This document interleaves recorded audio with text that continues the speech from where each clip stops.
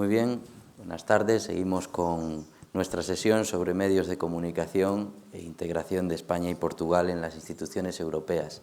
Y ahora tenemos la suerte, el placer y el honor también de recibir en esta mesa redonda a Clara Rivero Medina, periodista de Radio Televisión Española. Son 30 años ya de profesión en el mismo medio, ¿no?, en Radio Televisión Española, por lo tanto su trayectoria ya le avala como una gran periodista. En este tiempo ha dirigido programas de radio como Hasta Nueva Orden y Onda Atlántico en las emisoras Radio Cadena y Radio Nacional de España en Canarias, y en 1994 pasó al Centro de Producción de Televisión Española, allí en Canarias, en el que fue jefa de los servicios informativos y directora del centro. En los últimos 8 años ha ejercido su labor periodística en los servicios centrales informativos de Televisión Española en Madrid, donde ha dirigido el programa que seguro muchos de vosotros seguís, habéis seguido y seguís, Europa, del canal 24 Horas, entre 2008 y 2013, programa al que permanece todavía vinculada como redactora.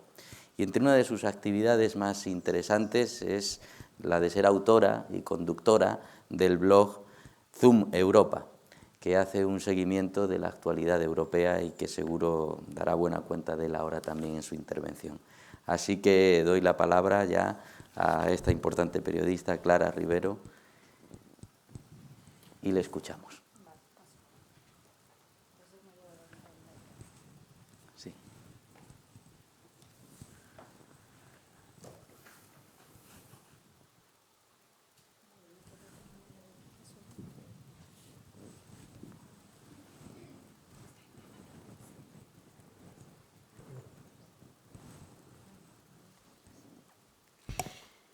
Hola, muchas gracias por la presentación, muchas gracias a la Fundación Academia Europea de Yuste por la invitación. Saludos a todos y en especial a Griselda también, que está escuchándonos, y gracias, Griselda, por esa crónica de alcance que nos acabas de hacer y que pues me hace cambiar un poco el inicio de lo que tenía planteado, aunque yo me iba a proyectar un poco en el inicio por la dimensión regional de todo lo que tiene que ver con la Unión Europea. Ya han visto que gran parte de mi trabajo se ha desarrollado en Canarias, y en Canarias hemos tenido una actividad periodística vinculada a las instituciones europeas bastante intensa. Y lo que nos cuenta hoy Griselda va a afectar mucho a las regiones de España y Portugal que se han beneficiado de los fondos estructurales. No habrá multa, pero me parece un castigo tremendo a las regiones y a los órganos de las instituciones de los países pues más sensibles a la pérdida de esa cantidad de dinero. Me imagino que todo esto se traducirá en una queja importante por parte de las regiones y bueno, pues ya ven, Europa no deja de darnos sobresaltos. No es el Brexit, pero es nuestro propio Brexit. El otro día Griselda, que la escuchaba en la radio, dejaba entrever que en el Parlamento Europeo hay cierta unanimidad en este tema. O sea, los socialistas, que ahora mismo ya saben que no están en el gobierno de España, pues los socialistas europeos planteaban una queja a la Comisión ante esa posible sanción. No hay una sanción de multa, pero hay una pena y un castigo económico importante para nuestro país en este periodo de necesidad de fondos de cohesión, que son los ciudadanos los que van a sentirse más perjudicados por esta pérdida de recursos, y eso, según decía Pittella en unas declaraciones que nos aportaba desde Bruselas hace unos días Griselda, pues va a generar cierta desafección, algo más de la que ya tenemos.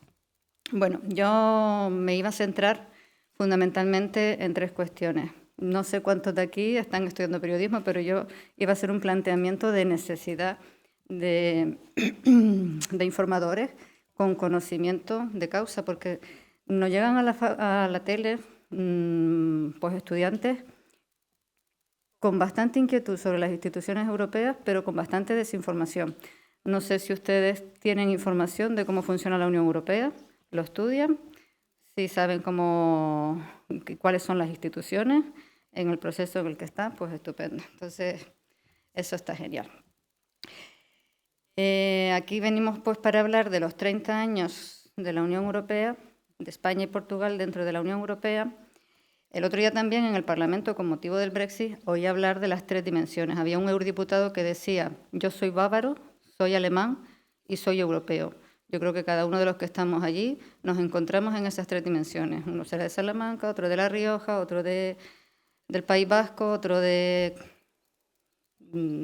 cualquier comunidad, y tiene esos 3 sentimientos. Pues en España ha sido muy importante. Aquí yo me apunto una notita que creo que ya mencioné antes, lo de la Macaronesia. Esto era por vincularlo con lo de Portugal. En Canarias teníamos los programas Interreg con Portugal. La mayoría iban encaminados a preservar la climatología y a preservar la flora, la fauna y todo lo que compartimos en común. Éramos objetivo 1, las regiones de la Macaronesia, las regiones de Madeira, Azores y Canarias. Ahora mismo ninguna reunimos ya ese requisito. Hemos pasado a una categoría de regiones intermedias. En España solo es Extremadura la que mantiene esa condición de región objetivo 1 y, según me comentaba esta mañana, montaña es tu nombre, perdona, iba a decir casi América, pero no es montaña. Pues el objetivo es superar ese porcentaje del 75% que se exige a las regiones para pasar a la siguiente fase, ustedes en el 2020. Lo cual pues está muy bien. No sé si la noticia que nos acaba de dar Griselda puede cambiar ese objetivo, esos plazos que ustedes tienen establecidos. ¿Qué no se me pasa esto?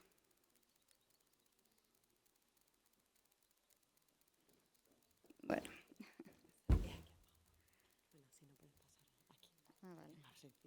Vale.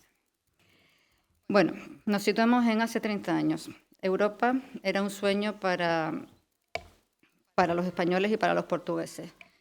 Representaba una esperanza, representaba el futuro y representaba una meta, un objetivo sobre todo. Hoy, 30 años después, tenemos que decir que ese sueño ya es una realidad, es algo con lo que convivimos de forma natural y que se materializa en la vida de los ciudadanos de 500 en la Unión Europea y de los ciudadanos de España y de Portugal de una forma muy natural. 3 décadas después, tenemos que decir que hay motivos para la celebración. Esta mañana hemos escuchado muchos, los exponían aquí Manuel Marín, los exponía Araceli Mangas y los exponía en esa dimensión regional Rodríguez Ibarra, el presidente de Extremadura, en los años anteriores. Hay motivos para el agradecimiento, a ver si no tenemos que perderlos. Hay motivos para el reconocimiento y motivos para la preocupación. Hoy, con lo que nos comenta Griselda, pues añadimos uno más. ¿Esto significa que se desvanece el sueño europeo? Desde luego, estamos ante un aniversario complicado, seguramente el momento más difícil de la Unión Europea desde la creación. Hay múltiples y consecutivas crisis que no vamos a detallar exhaustivamente, pero sí que las menciono, que son la económica y financiera, que comenzó en 2008, la crisis de refugiados, que viene también prolongada en el tiempo, aunque la evidencia más dura la vivimos el verano pasado, y la crisis institucional, de la que ya se venía hablando, pero que se ha visto ahora acentuada tras el Brexit. En el lado positivo de la balanza se pueden mencionar muchos más, algunos pueden considerarlos objetivos y otros subjetivos y están abiertos al debate de después, porque también algunos se corresponden con lo que está escrito en la teoría de la propia Unión Europea, por ejemplo, que es un actor principal de la escena global, que es el mayor espacio de libertad, democracia y derechos humanos en el mundo, que ha creado una moneda única. Hoy decía Manuel Marín que la moneda única, el euro, era pues el gran fracaso de los euroescépticos, ¿no? Porque ha podido consolidarse. Representa la Unión Europea el 7% de la población mundial, este es uno de los datos objetivos y que no tiene discusión. Es el primer donante mundial, lo es objetivamente, pero podemos discutir después si hace honor a un buen reparto de esos dineros, y es un proyecto no culminado, esto también es un dato objetivo. En el lado negativo de la balanza, pues tenemos que decir que la crisis y las crisis múltiples han pillado a la Unión Europea algo despistada, que ha tenido que improvisar sus respuestas. Y esto ha generado una fragmentación de la sociedad y de los países, ha debilitado a la moneda, que era uno de los logros, ha abierto una enorme brecha en la confianza de los ciudadanos y ha acentuado la desafección hacia el proyecto europeo. Con todo esto, lo que he puesto en la balanza positiva y lo que he puesto en la balanza negativa, está claro cuáles son las razones por qué interesa lo que se decide en Bruselas y por qué interesa periodísticamente, pues para poderlo trasladar a la información de todos los ciudadanos. Pues porque el 85% de las leyes nacionales son el resultado de la transposición de una directiva europea, porque lo que se decide allí afecta a todos los ámbitos de nuestro día a día, porque hace 30 años comenzamos nuestra adaptación a Europa y eso no siempre ha sido fácil, y porque 3 décadas después el proceso es casi al revés. Estamos adaptando a la Unión Europea a las necesidades actuales. ¿Cómo contar Europa? Es imprescindible conocer las instituciones europeas. Hay que saber cuáles son las funciones de cada una de las instituciones europeas. Hay que entender el argot comunitario y hay que saber identificar las fuentes de información y conocer cómo son los trámites europeos. Para ello se puede estar en Bruselas, como está Griselda, y eso supone trabajar en la primera línea de la información sobre la Unión Europea, tener acceso directo a los protagonistas políticos, estar en el centro neurálgico de las decisiones y tener acceso a todos los medios que las instituciones europeas ponen a disposición de los periodistas. Pero se puede informar de Europa desde fuera de ese centro neurálgico que es Bruselas, por 2 motivos. Pues porque hay información de interés en la dimensión regional y porque Europa está toda en la red. Se puede informar de Europa desde cualquier parte del mundo. Las instituciones han desarrollado un gran despliegue de medios para llegar a todas partes vía satélite, por Internet. Desde el sillón de tu casa te puedes ver pues, la rueda de prensa en directo desde la sala de prensa en Bruselas. Y puedes también seguir en directo todo lo que sucede en el Parlamento, el Pleno, las ruedas de prensa, las comisiones, etcétera. Hay otro debate en torno a la información sobre el liderazgo, que eso puede, en estos momentos, con esas 3 crisis de las que hablamos antes, que son 3 crisis que coinciden en el tiempo, se han solapado, pero coexisten.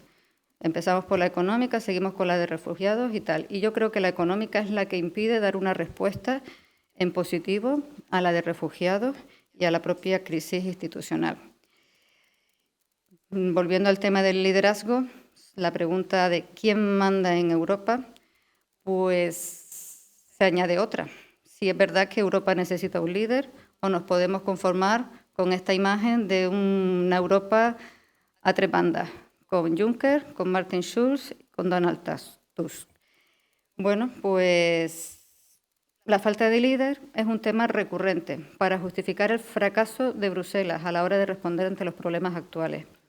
Se suele vincular la falta de líder con con déficit democrático. Se vincula también la falta de líder con la percepción de que Bruselas es ajena a las preocupaciones de los ciudadanos. Y bueno, luego hay que plantearse si es una ventaja no tener líder o es un inconveniente. ¿Qué le pasa a la Unión Europea ante esa falta de liderazgo? Pues que los problemas que aquejan a Europa son graves y entonces sin liderazgo tienen una difícil respuesta.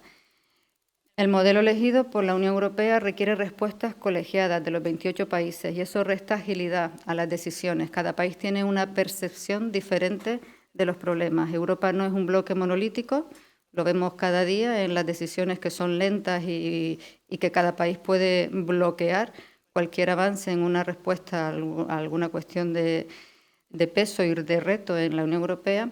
Y bueno, es una Europa de naciones con identidades muy acusadas.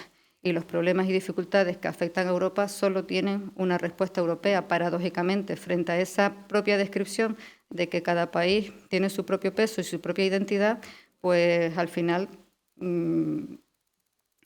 después de mucho debate, pues evidencian que lo que es otra de las paradojas, ¿no? Que tienen que superarlo porque la respuesta no puede ser unilateral. Llegó a esta imagen del Consejo Europeo, que es la institución más cuestionada ahora mismo dentro de la Unión Europea por parte de los periodistas y por parte de las otras instituciones. Pues porque se queja Juncker, se queja el Parlamento de que iniciativas que han querido agilizar y poner en marcha para dar respuesta a esta crisis seguidas que hemos sufrido desde el 2008, pues es el Consejo quien más las paraliza.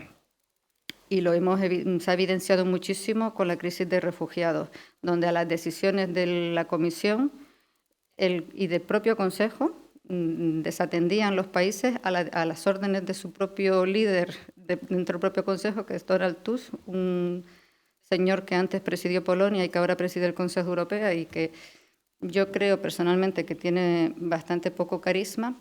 Pues bueno, vimos como los países actuaban unilateralmente, levantaban vallas y no atendían a las peticiones y a la estrategia de respuesta común de la Unión Europea, que también era lenta a su vez. Ahora mismo, tras el Brexit, en este Consejo, pues de momento se siguen sentando 28, pero no sabemos cómo va a ser el proceso porque hay bastante incertidumbre al respecto, pues en qué momento serán 27 los que se sienten.